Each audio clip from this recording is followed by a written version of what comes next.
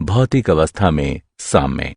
जब अभिकारक का सांद्रण स्थिर हो जाता है तो इसमें कोई परिवर्तन नहीं होता है और अभिक्रिया ठहरी हुई प्रतीत होती है। निकाय की ये अवस्था जिसमें कोई नेट परिवर्तन नहीं होता है साम्य अवस्था कहलाती है। ठोस द्रव साम्यावस्था। जब एक शुद्ध ठोस पदार्थ को गर्म किया जाता है तो ये एक निश्चित तापमान पर द्रव में परिवर्तित होने लगता है।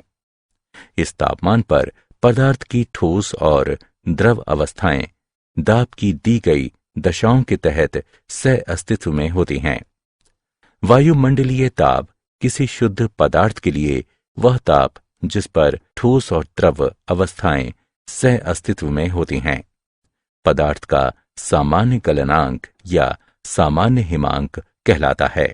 गलनांक पर ठोस पदार्थ की द्रवावस्था के साथ साम्य अवस्था में होता है। ये मानते हुए कि बर्फ और जल को 273 केल्विन यानी बर्फ के गलनांक पर एक पूर्ण रूपेण रोधी थर्मस फ्लास्क में लिया गया है। इस निकाय का एक रोचक अभिलक्षण यह है कि तापमान तथा बर्फ और जल के द्रव्यमान स्थिर रहते हैं। ये बर्फ और जल के बीच गतिक साम्य दर्शाता है। चूंकि बर्फ और जल के द्रव्यमान में कोई परिवर्तन नहीं होता है, इसलिए बर्फ से जल में जाने वाले अणुओं की संख्या जल से बर्फ में जाने वाले अणुओं की संख्या के बराबर होती है। इस प्रकार साम्य अवस्था पर गलनांक की दर बराबर हिमांक की दर।